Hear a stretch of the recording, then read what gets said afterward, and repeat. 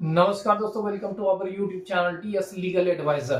दोस्तों, आज के इस वीडियो में हम एक बहुत ही इंपॉर्टेंट टॉपिक के ऊपर बात करने वाले हैं।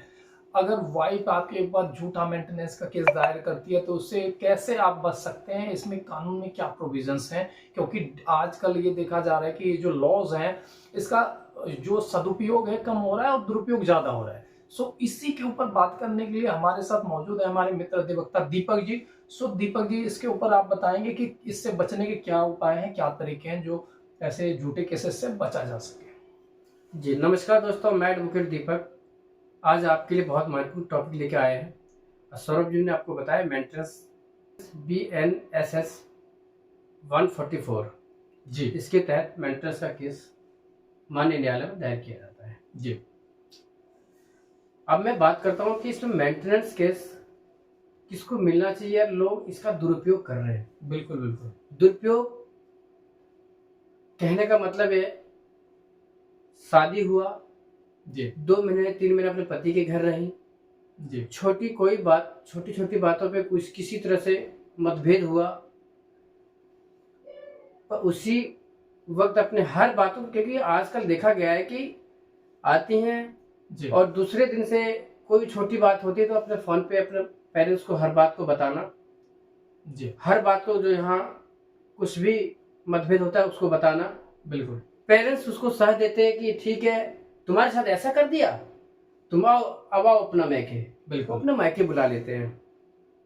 जी वहां से फिर लड़कियों को भी समझता है कि नहीं, हमारी बेटी के साथ ऐसा नहीं हो सकता, ऐसा नहीं कर सकते, शादी किया है। जी, तो ये बढ़ावा दे करके अभी जब पति के द्वारा कॉल जाता है कि आप ने भेजने के लिए कि आप मेरी पत्नी को बिल्कुल। भेजे, जब मैं लाने जा रहा हूँ, फिर उधर से जब जवाब मिलता है ना, ऐसा जवाब मिलता है कि अब ये नहीं जाएगी।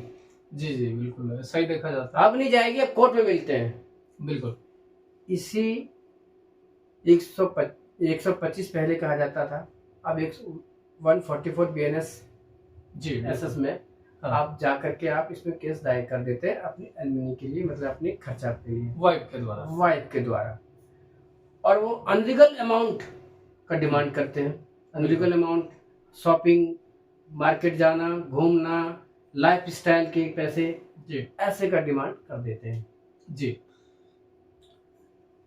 पति के पास नोटिस आता है, जी मतलब ये मेंटेनेंस केस का नोटिस आता है कि आपके खिलाफ मुकदमा माननीय न्यायालय में दायर है, मेंटेनेंस का आपको खर्चा देना पड़ेगा, आपकी पत्नी आपके साथ नहीं रह रही है।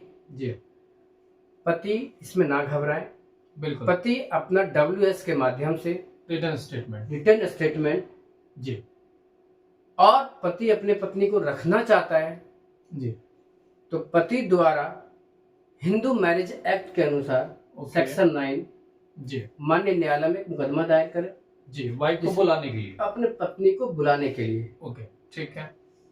और माननीय न्यायालय दोनों की बात सुनकर, जी, यदि पति गलत है जी, तो पति गलत है तो वो एलिमनी लेने के हकदार भी होंगी। ओके। बहुत सारे गलत भी होते हैं, जी, ये नहीं कह सकते कि सारे मर्द सही है, सारे औरतें गलत हैं, तो औरतें सब सही हैं, सारे मर्द गलत हैं, ये नहीं कह सकते। बिल्कुल बिल्कुल, आपने सही बात बताई। बिल्कुल।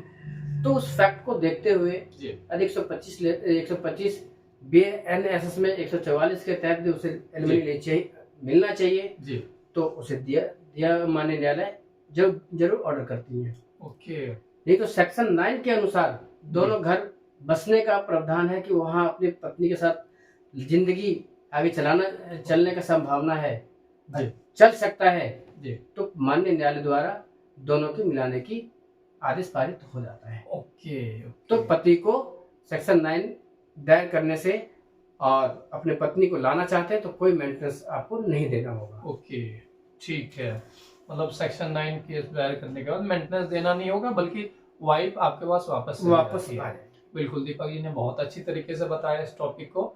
और जैसे कि मेंटेनेंस केस का अगर नोटिस मिले तो तारीख पे जाए, जैसे कि दीपक जी ने बताया, तारीख पे जाके रिटर्न स्टेटमेंट के माध्यम से अपने जवाब को WS के माध्यम से अपना जवाब दाखिल करें कोर्ट में, कोर्ट को अवगत कराएं इस चीज के बारे में। आई होप वीडियो आपको अच्छा लगा होगा। वीडियो अगर अच्छा लगा तो वीडियो को लाइक जरूर करें और इस चैनल को सब्सक्राइब जरूर कर लें, क्योंकि हम लोग आपके लिए ऐसे यूजफुल वीडियोस इस YouTube चैनल के माध्यम से लाते रहते हैं और लाते रहेंगे। सो वीडियो को एंड तक देखने के लिए आप सबका बहुत बहुत धन्यवाद।